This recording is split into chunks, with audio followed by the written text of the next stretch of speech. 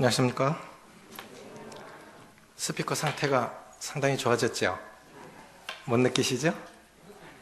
예, 수고하신 그 미디어 사역으로 늘 수고하시는 행자님 참 감사드립니다.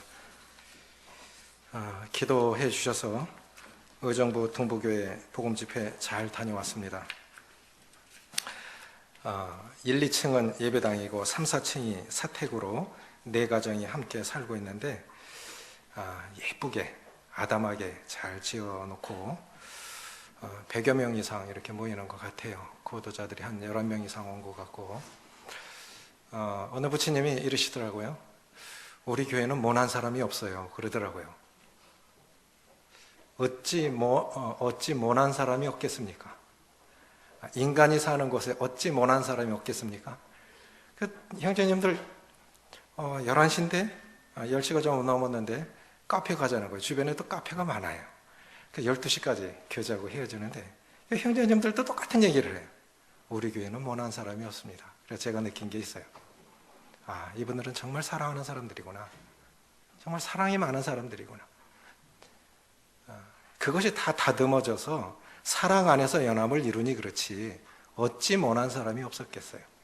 그래서 참 좋은 교회를 보고 왔습니다. 사도행전 10장 보겠습니다.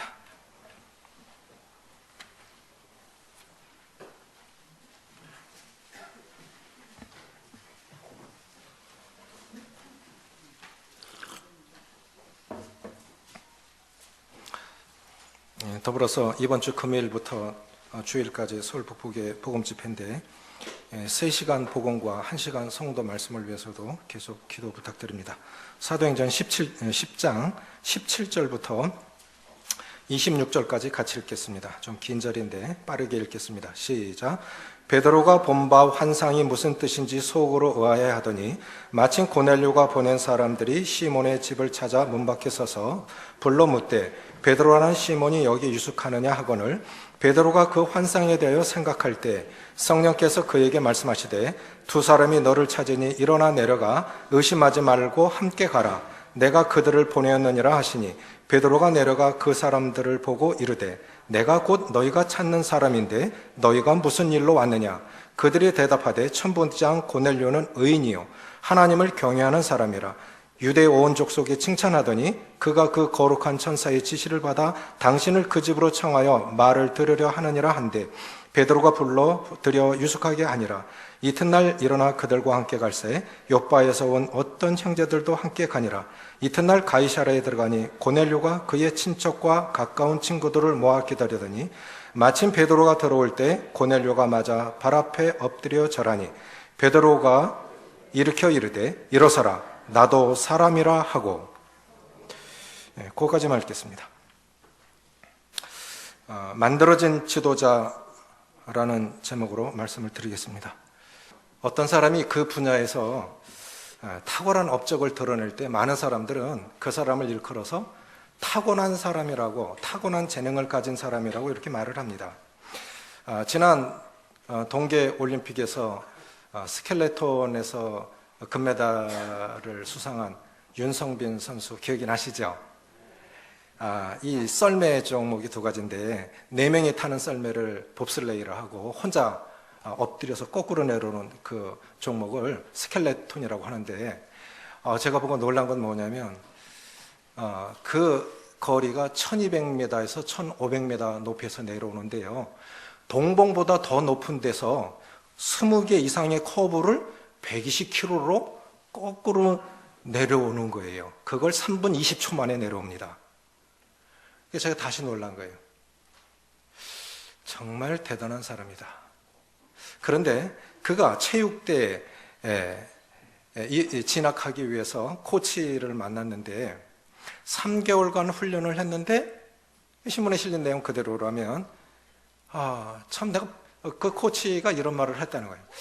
내가 참 별난 놈 다 봤다. 3달밖에 연습을 안 했는데 국가대표보다 낫다.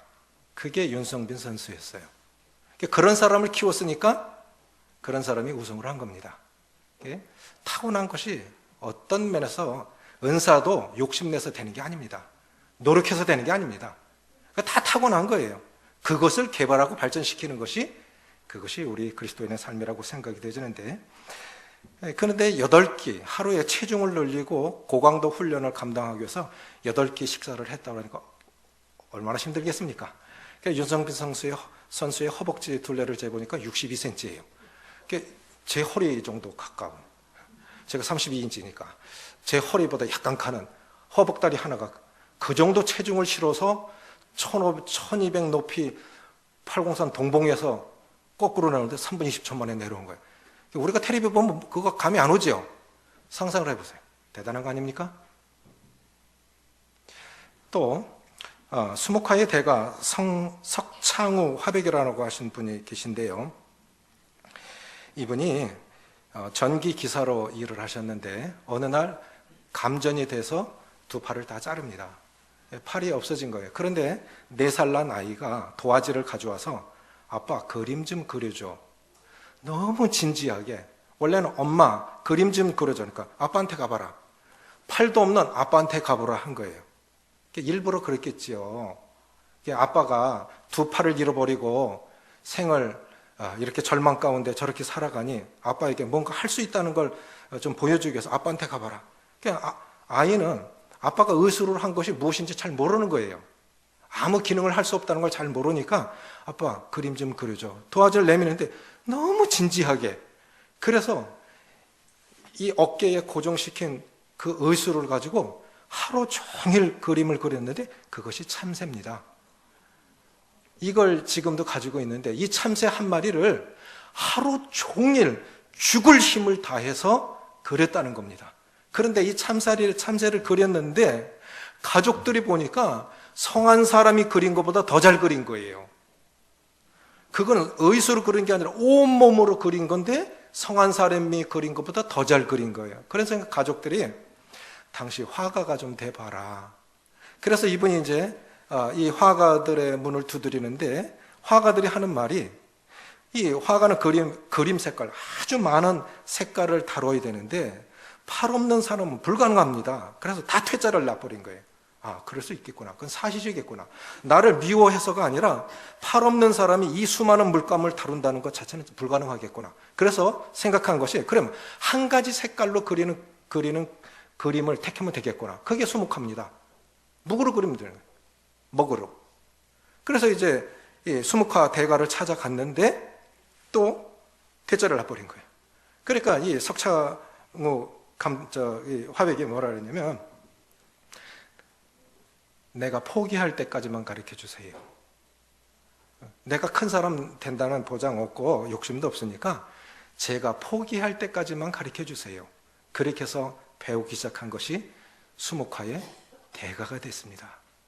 이번 평창 올림픽 때 이분이 쓴 것이 걸개로다 쫙 내려서 마지막을 대미를 장식을 했습니다.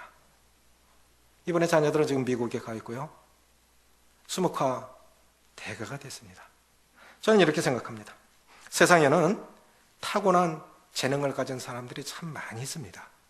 그러나 대부분은 만들어진 사람들이라고 생각이 되어집니다. 우리도 하나님께서 우리에게 주신 것들, 나는 뭐가 없어서, 나는 재능이 없어서, 또 집에서 받쳐주지 못해서, 저는 그건 아니라고 생각해요. 누군가에게 감동을 준다는 것은 쉬운 일이 아닙니다. 그런데 성경에 나오는 특별히 초대교회의 역사를 다루는 사도행전이라는 무대에 두 주인공이 등장을 하는데 먼저는 베드로입니다. 베드로가 먼저 이 무대의 주인공으로 활동을 하다가 그 자리를 베드로가 이렇게 쓰임 받다가 후에는 이제 바울이 그 자리를 채웁니다. 그런데 두 분은 아주 대조적인 분들입니다. 바울은 베드로 생각해 보십시오. 3년 동안 주님을 따라다닌, 주님과 공동체 생활을 하면서 주님의 숨소리까지 옆에서 듣고 있던 베드로. 그러니까 완전한 모델 곁에서 3년 이상을 있었던, 그래서 성령이 오신 후에 완전히 바뀌었는데 바울은 음성으로만 들었지 주님을 본 적도 없고 배운 적도 없어요. 그런데 바울은 정말 뛰어난 분 아닙니까? 저는 생각하기를 바울은 타고난 지도자, 베드로는 만들어진 지도자라고 생각이 되어집니다. 근데 대부분의 사람들은 거의 만들어져 갑니다. 이 베드로를 보면 하루에 3,000명, 5,000명씩 구원받는 역사가 베드로의 한 번의 복음 전하는 설교를 통해서 이루어지는데, 그럼 그렇게 능력 있는 그리스도인, 능력 있는 지도자, 이방인 로마 백부장 이 고넬료는 사실 정복자 아닙니까? 정복자가 오히려 이 피지배민족인 이 유대인에게 절을 할 정도로 이방인에게도 존경받는 지도자, 이방인 불신자에게도 존경받는 그리스도인. 우리는 어떻게 하면 능력 있는 그리스도인, 존경받는 그리스도인이 될 수 있을까요? 어떻게 하면 능력 있는 지도자, 존경받는 지도자가 될 수 있을까요? 저는 그걸 베드로의 삶을 통해서 배울 수 있다고 생각이 되어집니다. 첫 번째, 베드로가 그렇게 능력 있는 지도자, 존경받는 지도자가 될 수 있었던 첫 번째 비결이 뭐냐? 따라해 보십시오. 생각하는 사람이 되라. 생각하는 사람이 되는 겁니다. 그런데 많은 경우 우리는 생각 안 합니다. 너무 바빠요. 생각에 여유가 없습니다. 너무 바빠서. 또 하나, 자기 기준이 말씀보다 하나님의 말씀이 기준이 되는데 자기 기준이 더 커요. 그렇기 때문에 우리 생각을 안 하고 사는데, 복음서에, 최소한 복음서에 나타난 베드로의 성격은 먼저는 일 저질러 놓고 생각하는 사람입니다. 잘 아시죠? 그건 성격이고 성향입니다. 먼저는 일 저질러 놓고 그 다음에 생각하는 사람이 베드로입니다. 그런데 여기 보면, 자, 환상 중에 이제 이렇게 음식을 준비할 동안에 옥상에 올라가서 기도하는데 하늘에서 큰 보재기가 내려오는데 큰 보재기 안에 온갖 부정한 짐승들이 다 들어있는 거예요. 그래서 하늘에서 음성이 나서 이것을 잡아먹으라. 주님, 우리가 유대인을 잘 이해할 필요가 있습니다. 유대인들은 예수님 오시기 전에도 하나님 잘 섬겼던 사람들입니다. 유대인들은 부정한 짐승 안 먹어요. 그러니까 예수님 없어도 그렇게 율법을 지켰던 베드로였는데, 하늘에서 어느 날 기도하는데 환상 중에 보자기 안에 있는 부정한 짐승을 잡아먹으라 했을 때 베드로 못합니다. 저는 지금까지 부정한 짐승 먹어본 적이 없습니다. 그리고 또 올라가요. 또 다시 내려와서 잡아먹으라. 못합니다. 지금까지 이런 거 먹어본 적 없습니다. 성경에서 금하고 있는 건 저는 안 합니다. 올라가요. 또 한 번 내려와요. 잡아먹으라. 그러고 올라가는 거예요. 베드로가 만약에 이 환상이라고 하는 것은 히브리서 1장에 보면 옛적의 선지자들로 여러 부분과 여러 모양으로 말씀하신 하나님이 이 모든 날 마지막에 아들로 우리에게 말씀하셨으니, 성경이 기록되기 전에도 말씀은 있었습니다. 어떻게 전달이 됐을까요? 선지자들을 통해서 여호와께서 가라사대, 그래서 선지자들이 내가 이르노니 이렇게 말하지 않았죠. 선지자들은 보내심을 받은 사람입니다. 그래서 하나님께서 특별한 목적을 위해서 선지자들에게 말씀을 주십니다. 그러면 그 선지자가 백성들에게 선포하는 거예요. 하나님께서 나에게 이렇게 말씀하셨습니다. 여호와께서 가라사대 이렇게 하라. 문자가 없고 기록된 말씀이 없었을 때는 그렇게 전했죠. 그런데 이 환상이라고 하는 것은 초자연적인 사건 아닙니까? 그런데 우리는 두 가지 다를 이해할 필요가 있어요. 누가 꿈에 이렇게 뭐 했는데 그거 개꿈이야. 성경에 없는 건 다 개꿈이야. 그렇게 생각하시면 안 돼요. 때로 하나님이 우리에게 꿈으로도 말씀하십니다. 저도 아주 심각한 꿈을 꾸면 그날은 정말 깊이 생각합니다. 성찬아님이 어느 날 꿈을 꿨어요. 그런데 연못 속에, 물 속에 뱀이 여러 마리가 있더래요. 그런데 그날 그 6가지 일이 다 일어나더라는 거예요. 그것이 선교제에만 일어나는 일이 아닙니다. 때로 하나님께서 필요하실 때는 꿈으로도 환상으로도 그렇게 말씀하실 수 있는 거예요. 또 하나는 우리에게 생각이라는 것을 주셔서 판단할 수 있는 판단과 결정할 수 있는 그런 판단력과 생각을 주셔서 우리에게 하나님의 뜻을 분별할 수 있도록 하셨습니다. 그런데 하나님은 이 두 가지를 다 사용하십니다. 베드로에게 그렇게 하셨습니다. 먼저는 환상을 통해서 보여주신 거예요. 잡아먹어라. 이건 무슨 뜻이냐면 비유가 아니겠습니까? 은유가 아니겠습니까? 유대인들은 이방인들하고 식사도 같이 안 합니다. 개 취급하는 거죠. 하나님 없는 이 저주받은 백성들, 저주받은 사람들. 그런데 그 뜻이 무엇이겠습니까? 하늘에서 내려온 겁니다. 그러니까 그 뜻이 뭐예요? 하나님께서 하나님이 받으신 사람을 내가 왜 못 받느냐? 유대인들은 이방인 못 받아요. 어느 날 보니까 이제 이방인들이 1명, 2명 구원받기 시작합니다. 자, 구원받았으면 성도 아닙니까? 그러면 교회로 영접을 해야 되지 않겠습니까? 이게 유대인들에게 이제 고민이 된 거예요. 한 번도 이방인들과 식사도 함께 하지 않고 함께 인사도 하지 않았는데 말도 한 번 섞어본 적이 없는데 이방인들이 구원을 받은 거예요. 그럼 성도로 영접을 해야 되죠. 그냥 고민이 생긴 거예요. 유대인들에게는. 그런데 먼저 지도자의 마음이 열려야 됐습니다. 그 교회는, 한 교회는 지도자들의 영성 이상일 수가 없어요. 지도자들의 마음이 열리지 않고 지도자들의 비전이 없으면 그 교회 희망 없는 겁니다. 지금 몇 명 있는 거 아무 의미 없어요. 우리나라 지금 OECD 국가 중에 200년 안에 지구상에서 제일 먼저 없어질 나라가 한국이라고 그러죠. 사실이에요. 면 단위로 애 안 낳는 면이 부지기수입니다. 우리는 좀 심각합니다. 주일학교도 그렇지 않습니까? 청년들 결혼 안 해요. 애 안 낳아요. 얼마나 버틸 수 있을까요? 유럽교회 팔려나가는 거? 그걸 왜 우리 눈으로 못 봅니까? 우리 교회 안에서 그게 안 일어나면 계속 이런 재생산이 안 이루어지면 몇 년 뒤에 유럽교회 닮아가는 거예요. 어느 분이 이렇게 말씀하셨어요. 한국교회는 너무 빨리 성장하고 너무 빨리 쇠퇴한다. 속도가 너무 빠른 거예요. 베드로가 생각하기 시작합니다. 전날 같으면 베드로는 개꿈 하고 무시해 버렸을 겁니다. 그런데 베드로는 분명히 복음서에 나타난 베드로가 아닙니다. 베드로는 일 저질러 놓고 생각하는 사람인데 그것 보자기가 내려온 잡아먹으라는 꿈을 꾸고 의아해 하더니 생각을 하는 거 이제 베드로가 의아해 하더니 이 의아해 하더니라는 말이 의심을 품다라는 뜻도 있는데 또 다른 뜻은 뭐냐면요. 깊이 관찰하다라는 뜻을 갖고 있습니다. 깊이 관찰하다. 그래서 우리가 뭔가 교회에서 무슨 일이 일어났다. 누군가 무슨 일이 일어났다. 그 사람을 정죄하고 판단하는 거 그게 아니라 왜 이 일을 허락하셨을까? 왜 이 일을 허락하셨을까? 주님의 교회를 향하신 주님의 뜻이 뭐지? 생각을 해야 됩니다. 왜 이렇게 됐지? 왜 이런 일이 일어났지? 의아해 하더니 의심일 수도 있지만 깊이 관찰하는 거예요. 그리고 또 생각을 하지요.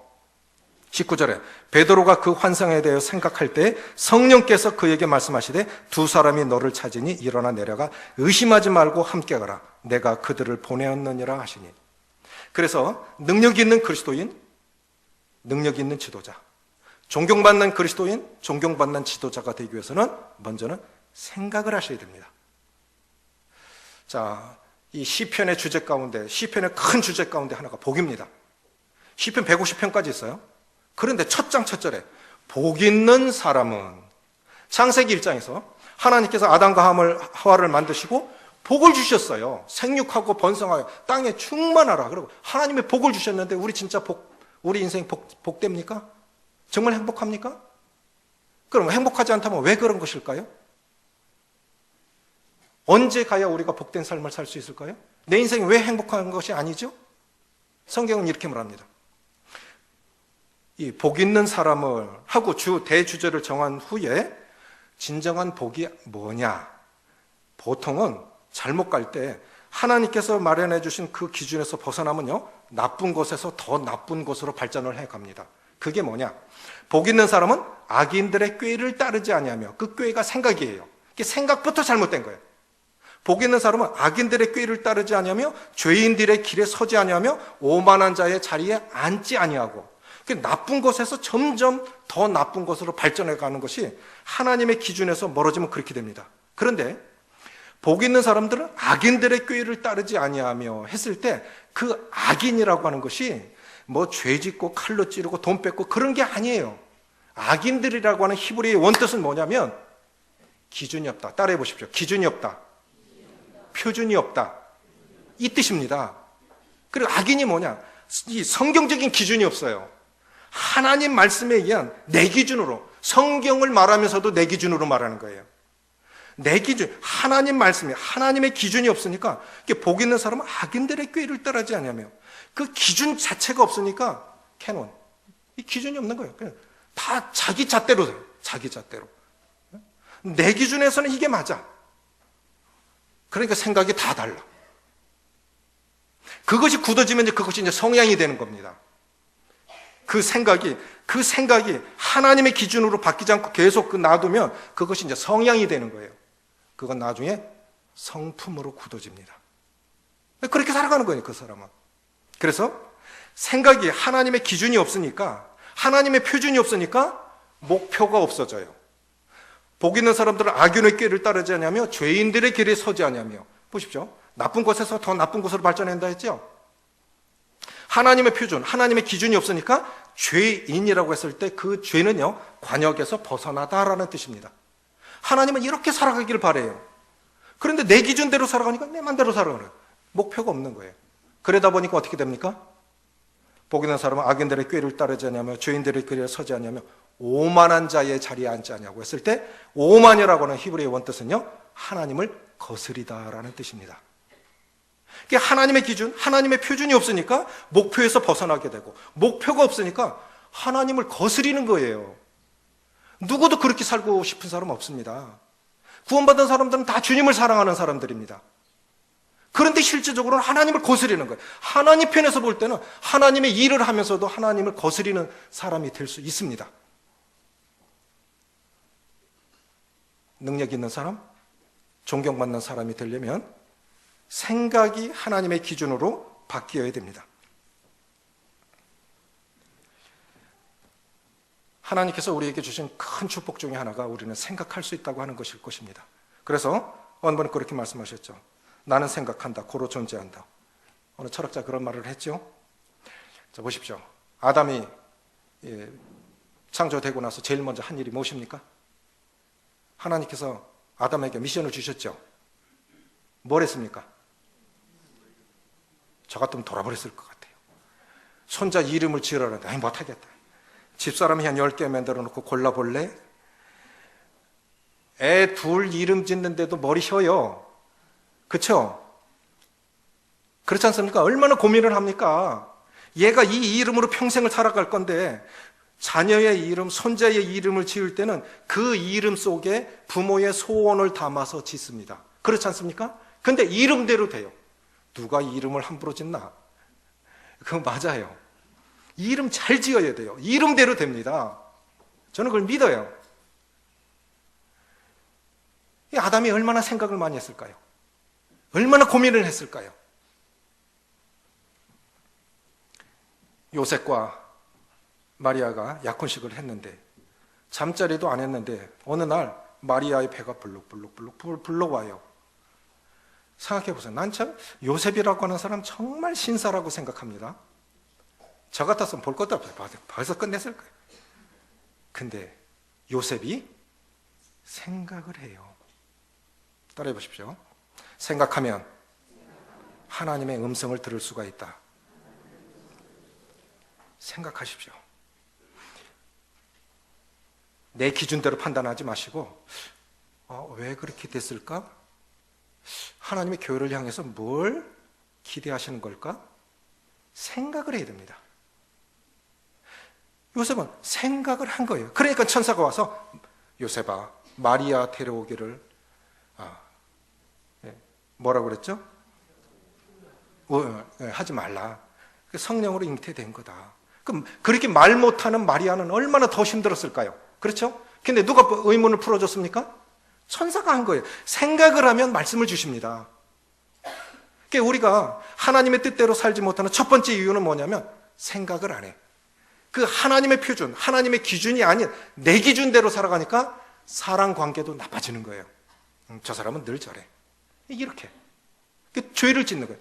하나님이 나 같은 사람도 받으셨는데 하나님이 받으신 사람을 내가 못 받아. 그건 왜 그런 걸까요? 내 생각이 하나님의 기준대로 돼 있지 않고 내 기준대로 살아가기 때문에, 생각을 안 하기 때문에 그렇습니다.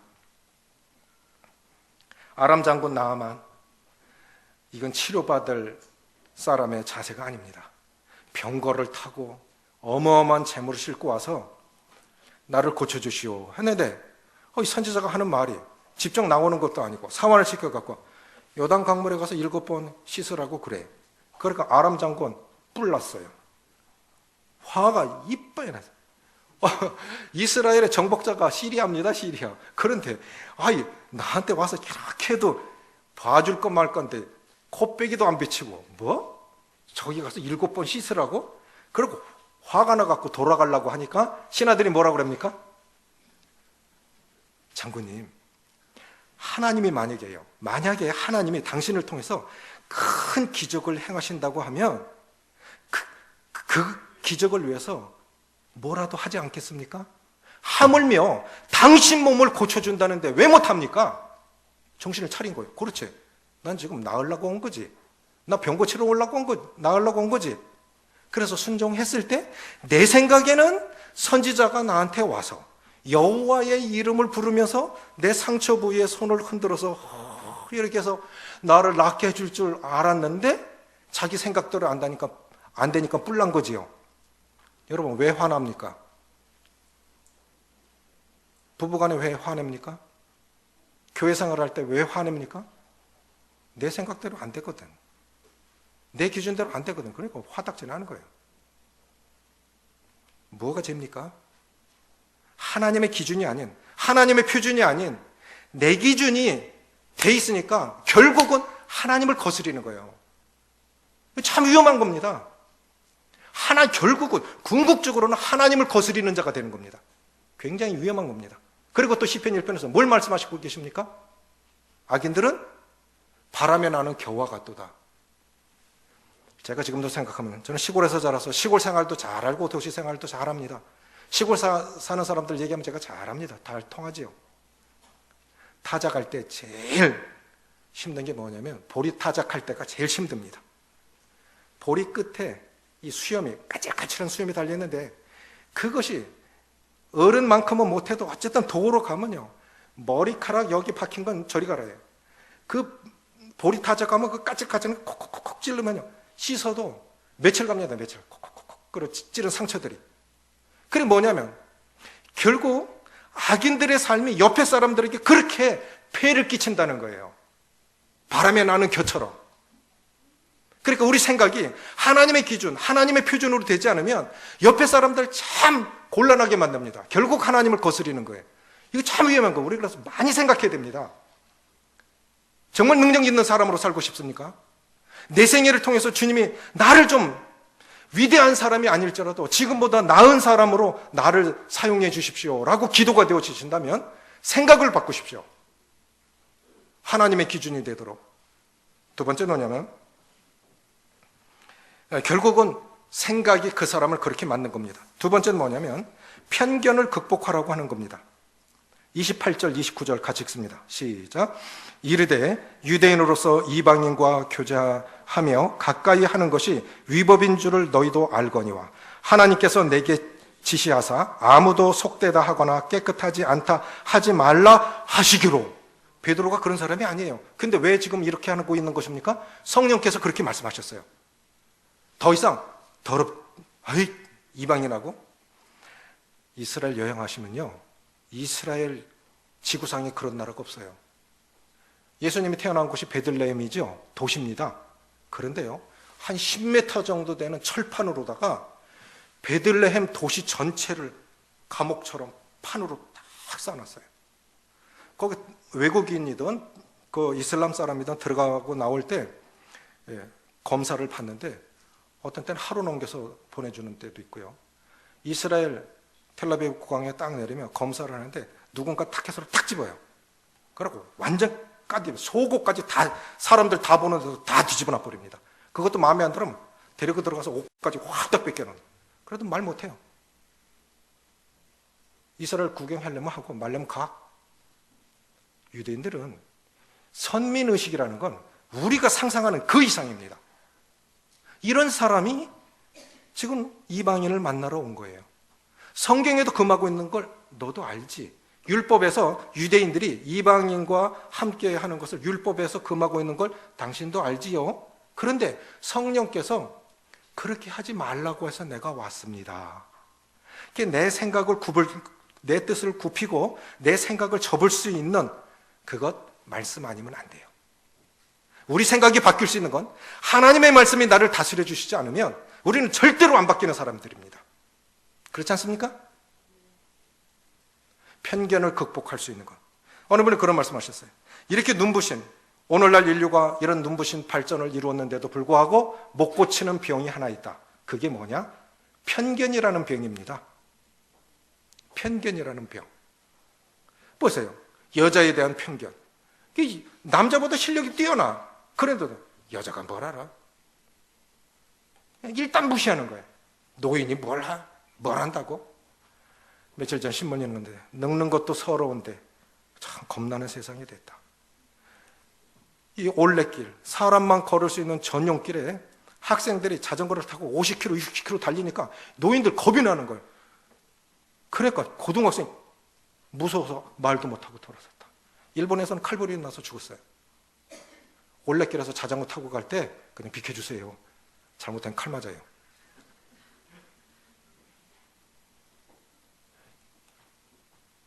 우리 많은 편견을 가지고 있지 않습니까?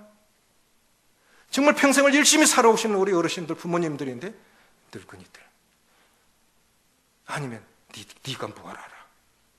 여자에 대한 편견. 또 이 어떤 능력에 대한 편견. 많은 편견을 가지고 네가 그렇지 뭐. 넌 그런 사람이잖아. 이게 우리 편견이. 그래 보세요. 때로는 관계가 껄끄러운 사람들도 있을 수 있습니다. 그 근본 밑바탕에 뭐가 있습니까? 편견이 있습니다. 편견이. 당신은 늘 그랬지. 당신은 나한테 늘 그랬지. 당신은 그런 사람이지. 그 편견만 없다면 우리는 누구하고도 잘 지낼 수 있습니다. 그 편견이 결국 나를 그렇게 만든 건 생각을 하지 않는 거야. 하나님이 나 같은 사람도 받으셨다면, 하물며 나 같은 사람을 받으셨다면 하나님이 받으신 사람을 우리가 왜 못 받습니까? 그런데 나에 대해서는 원만해. 나에 대해서는 아주 지극하게 너그러운데 남에 대해서는 엄격한 잣대로 대하지 않습니까? 가족에 대해서도, 성도에 대해서도, 이웃에 대해서도 자기 잘못하는 건 안 보이는 거예요. 남이 볼 땐 그 사람 치명적인 연약을 갖고 있는 사람일 수 있습니다. 그런데 아주 남에 대해서는 엄격하게 그렇게 적용을 해요. 남들 보면 왜 저러지? 말 안 합니다. 자기는 몰라요. 이게 뭐예요? 결국 교만은, 제가 생각하기로 교만은요, 편견에서 와요. 편견에서 옵니다. 너는 늘 그랬지. 너는 그 사람이지.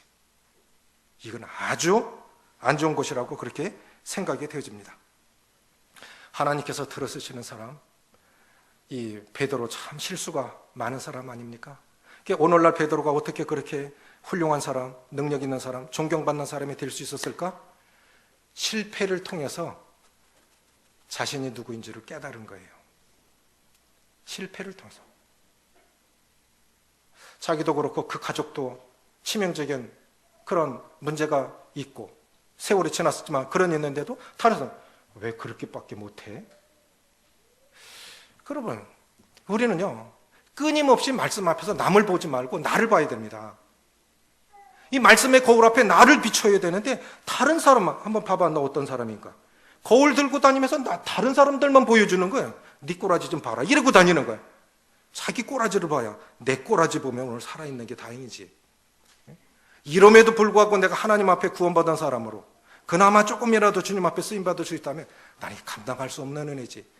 매일 말씀의 거울 앞에 나를 비춰야 되는데 거꾸로 상대쪽으로 돌려서 네 꼬라지 좀 봐라, 네 꼬라지 좀 봐라 이렇게 돌아다니면 그 사람이 은혜가 없어요. 그 사람 통해서 주님 일 안 하십니다. 존경받는 사람이 될 수가 없어요. 세 번째는 뭐냐면, 자, 그래서 이렇게 능력 있는 그리스도인, 존경받는 그리스도인이 되기 위해서 먼저 생각하는 사람이 되십시오. 편견을 극복하십시오. 그런데 생각할 때 성령께서 말씀을 주십니다. 세 번째는 뭐냐면 지극히 연약한 인간임을 인정하십시오. 사람입니다. 우리는 다 사람입니다. 교회는 의인들이 모인 곳이 아니고 죄인들이 모인 곳입니다. 신분적으로 의인이지 우리는 다 죄인들이 모인 곳입니다. 그런데 우리 때때로 착각하고 살 때가 참 많아요. 305장 찬송 305장에 존 뉴턴이 그 노예 상인 아닙니까? 사람을 팔아먹은 사람이에요. 그런데 나 같은 죄인 살리신, 이 찬송 구원받고 나서 지은 겁니다.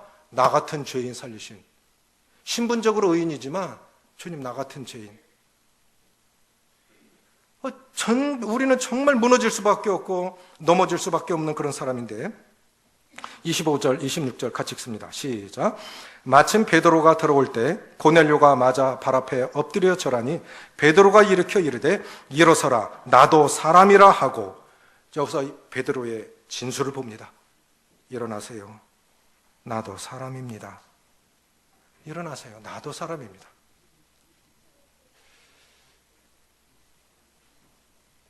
히브리인들이, 유대인들은 사람이라는 단어와 아담이라는 단어를 동의어로 사용한답니다. 사람은 아담, 아담은 붉은 흙이라는 뜻이죠. 사람은 곧 아담인데, 그러면 이 아담이라고 하는 이 뜻은 이런 의미가 담겨 있기 때문에 그렇게 사용하는 것 같아요. 첫째는 뭐냐면 그것은 아무 가치 없는 흙으로 만들어진 존재다. 가치가 없어요. 주님이 내 가치가 되시지 않으면 우리 자체로는 아무 가치가 없습니다. 아멘이십니까? 주님이 내 가치, 주님이 내 의미가 되지 않으면 우리는 아무 가치가 없어요. 정말 보평도 없어요. 하나님 없는 사람도 나보다 훌륭한 사람 참 많아요. 하나님 없는데 정말 존경스러운 사람들도 참 많아요. 이웃을 위해서 살고요. 성품도 저보다 나은 사람들도 있고요. 정말 훌륭한 분들 많아요. 그런데 예수 믿어도 이렇게 오래도록 구원받고 주님 앞에 살고 말씀도 가르치는데 안 변해. 참 잘 안 변해. 이게 뭐에 그런 걸까요? 나는 사람이지. 은혜가 아니면 언제라도 무너질 수 있고 꺾일 수 있는 사람이지. 은혜가 나를 붙들어 주시지 않으면 난 통째로 뿌리까지 뽑힐 수 있는 사람이지. 여러분, 죄 짓는 게 젊은 사람만 죄 짓는지 아세요? 70대도 이혼할 수 있습니다. 80 넘은 사람도 자살할 수 있고요. 대통령도 자살할 수 있고요. 장담하지 마십시오. 신앙 장담하지 마십시오. 저는 사람을 정죄하고 판단하고 큰 소리 치는 사람 보면 겁나요. 옛날에는 그렇게 안 느꼈어요. 저러다가 어쩌려고 저래? 저러다가 어쩌려고 저러는데? 우리는 하나님을 생각할 때 두 가지로 생각하셔야 돼요. 하나님을 사랑하셔야 됩니다. 또 하나는 하나님을 두려워하셔야 됩니다.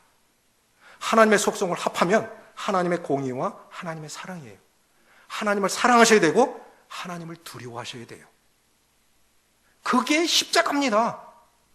우리 죄를 대신해서 친히 나무에 달려 그 몸으로 우리 죄를 담당해 주신, 우리 죄가 다 용서받은 거, 그래서 자기 아들도 아끼지 않고 내어주신 거, 그게 십자가 아니겠습니까? 십자가 아니면 우리 자랑할 게 뭐 있었어요? 뭐 자랑할 게 있습니까? 첫 번째는 아담이라고 하는 이 말의 뜻 가운데는 난 가치 없는 자야. 오늘날 그래도 주님 앞에 산다고 하면 주님이 그렇게 하신 거지. 주님이 지혜 주셨지. 주님 지혜 주셨지. 저는 복음을 좀 특이하게 전합니다. 외부교회 가서 복음을 전하면 형제님 참 복음이 새로워요. 저도 그렇게 전해요. 복음 전하는 성도들이 막 받아 적어요. 저도 그렇게 전해봤으면 좋겠어요. 형제님 이걸 어디서 얻으셨어요? 기도하면 하나님 볼거리, 생각할 거리 다 주세요. 그거 하나하나 하면 성도 저보다 많이 배우고 똑똑한 분들 참 많잖아요. 사실 그 교회에 어떤 사람이 있는지 어떻게 아십니까? 박사도 있고 의사도 있고 별별 사람 다 있잖아요. 하나님이 내 가치가 아니라면 나는 정말 가치 없는 자입니다. 두 번째는 뭐냐면 아담이라고 하는 그 뜻 속에는 우리는 실수하고 실패할 수 있는 연약한 인간이라는 뜻을 지니고 있습니다. 얼마 전에 눈 왔죠? 여기 두 번째 온 건데, 아니, 눈 왔다고, 뭐, 눈 조금 왔다고, 그, 텔레비에 나오는 그 대구밖에 없죠. 제가 사진 찍어서 원주에 있는 딸한테 보내면 킥킥킥킥 웃어요. 6개월 동안 눈이 온다든가, 11월부터 뭐 3월달까지 눈이 온다든가, 그럼 차들이, 원주에 가면 차가 다 들어. 깨끗한 차가 없어요. 그냥 맨날 눈 오니까 아예 세차도 안 하고 살아요. 눈 20cm 왔다고. 지금은 그래도 염화칼슘 뿌리죠. 옛날에는요, 복현동에 고가도로 있잖아요. 참, 저는 경기도 사람 아닙니까? 눈 요만큼 왔는데 경찰이 막아놓고 못 올라가게 하더라고요. 그래서, 아휴, 참, 대구는 대구다. 이렇게 눈이 없는 나라인데, 지역인데, 111년 만에 눈이 왔어요. 그래서 제가 며칠 전 눈 왔을 때, 새벽 기도 하고, 옛날 동봉에 올라갔을 때, 한 10년, 많이 다녔죠. 형님들하고, 재매님들하고. 그 동봉에 올라가면 바람이 굉장히 세게 붑니다. 강풍이 부는데, 이런 눈이 하고 작은 눈이 때리면서 얼어버리면 눈꽃이 환상적이에요. 잊을 수가 없죠. 눈밭에서 라면 한 배 끓여 먹어보십시오. 그 맛은 정말 그 맛 모를걸요? 그래서, 눈 구경 한번 가자.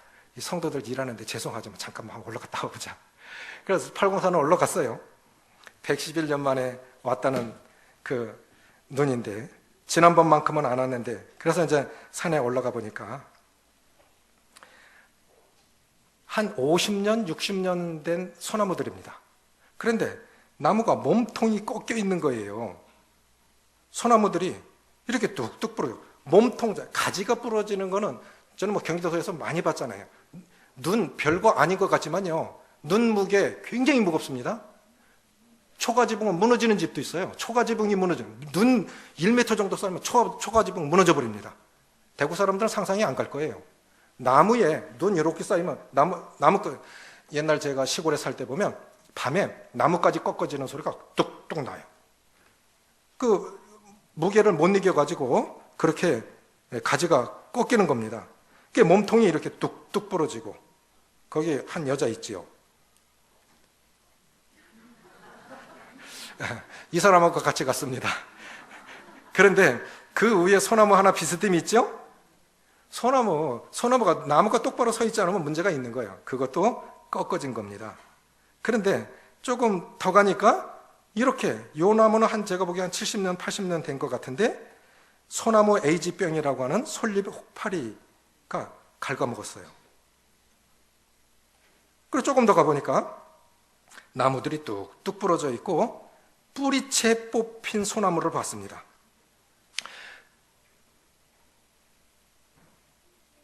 제가 느낀 것이 하나 있습니다. 개 눈에는 뭐만 보인다고, 저는 어디 가든지 설교거리밖에 안 보여요. 그래서 일부러 찍어온 겁니다. 이거 어딘가 써먹어야겠구나 하고 했는데, 주님 이 말씀하고 연관이 있어요. 왜? 그러면 이 나무는 왜 부러지고 뿌리째 뽑혀서 덜렁 누워있는 것일까요? 가지가 부러지는 건 이해가 가요. 그런데 몸통 자체가 부러지면 그냥 죽는 거예요. 소나무가 60년 이상 정도 된 거 몸통이 뚝 부러지면 그거 죽습니다. 왜 60이 넘어서, 왜 70이 넘어서 이혼을 하고 80이 넘은 사람이 왜 자살을 합니까? 제가 생각한 게 있어요. 따라해 보세요. 삶의 무게를 못 이기면 부러진다. 우리는 아직 그만한 무게를 못 만난 거예요. 내가 아직 인생을 그렇게 많이 살질 못해서 그 사람만큼 그렇게 어려운 삶의 무게를 내가 못 만난 거예요. 그러니까 그렇게 쉽게 왜 저래? 하고 판단하는 거예요. 지금까지 804에 올라가 보니까 너무 많은 나무들이 부러져요. 제가 이거 10분의 1도 못 찍은 거예요. 지금까지 그 나무는 부러져 본 적이 없어. 태풍, 수없는 태풍, 1년에 얼마나 많은 태풍이 지나갑니까? 한 번도 부러져 본 적이 없는데 몸통이 뚝 부러졌단 말이에요. 우리는 삶의 무게를 감당하지 못하면 부러지고 심지어 뿌리채 뽑힙니다. 신앙생활을 안 하는 사람도 있어요. 왜 저러지? 물론 그의 연약이 있겠지만 쉽게 말하면 안 돼요. 쉽게 말하면 안 돼요. 신앙, 근본적인 신앙의 뿌리까지 뽑힐 그만한 바람을 받으면, 인생의 바람을 너무너무 심하게 맞으면 교회 가기 싫어, 사람 만나기 싫어, 다 싫어, 뛰어내리고 싶어, 이런 지경까지도 갈 수 있는 겁니다. 삶의 무게가 너무 무거우면 다 놓고 싶은 거예요. 그게 인간이에요. 그게 아담입니다. 그러니까 베드로를 하나님께서 그렇게 크게 들어쓰신 건 베드로가 그걸 알았다는 거예요. 사랑하는 주님을 모른다고 3번이나 부인을 했어요. 누구든 다 실수할 수 있어. 누구든 실패할 수 있어. 난 동정할 수 있어. 난 강한 사람 아니야. 누구도 강한 사람 아니야. 누구든지 그런즉 선줄로 생각하는 자는 넘어질까 조심하라. 그래서요, 오늘 내가 그나마 그래도 주님 앞에 살아가십니까? 감사하십시오. 그리고 어려움을 당해 가지 부러지고 간증이 부러지고 의욕을 잃고 어려워하는 성도들이 있습니까? 동정하십시오. 참 힘들겠다. 힘들겠다. 내가 저런 삶의 무게를 당하면 나 감당할 수 있을까? 이해하시고 동정하시고, 그럴 때 하나님이 그 사람을 들어 쓰시는 겁니다. 그런 교회, 은혜, 그런 은혜가 임한 교회에 하나님이 영혼도를 더하시고, 그랬을 때 하나님께 존경을 받는 거예요. 존경은 강요해서 되는 게 아닙니다. 존경은 마음에서 우러나는 감동이 일어나기 전까지는 누구도 존경하지 않습니다. 그게 부모일지라도 자녀들이 볼 때 마음에서 우러나오는, 우리 아버지 많이 배우지 못했어. 우리 어머니도, 또 우리 지도자들도. 그렇지만 주님을 참 사랑.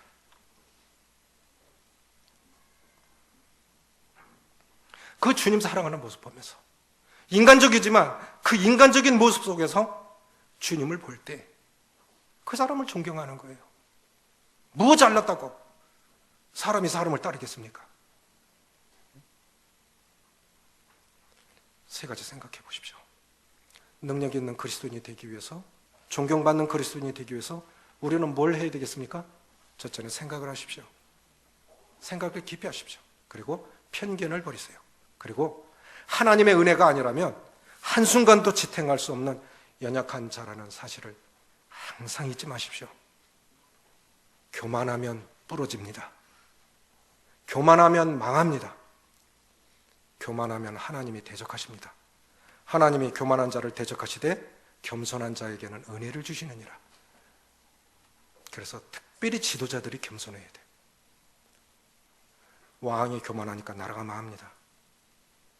이 나라 지도자들도 정말 겸손하고 하나님이 지혜를 주시기를 대통령과 위정자들을 위해서도 기도해 주시고, 우리 교회 사역자와 장로님들을 위해서도 기도해 주시고, 우리 부모님들을 위해서도 기도해 주셔서, 그리고 우리 자신들을 위해서도 기도해 주셔서 정말 우리 가정이 복된 가정, 우리 교회가 은혜가 넘치는 교회, 그래서 이 땅 이민족이 정말 하나님의 복된 삶을 살고 은혜가 넘치는 그런 축복된 나라가 되어지기를 바랍니다. 기도하십시오.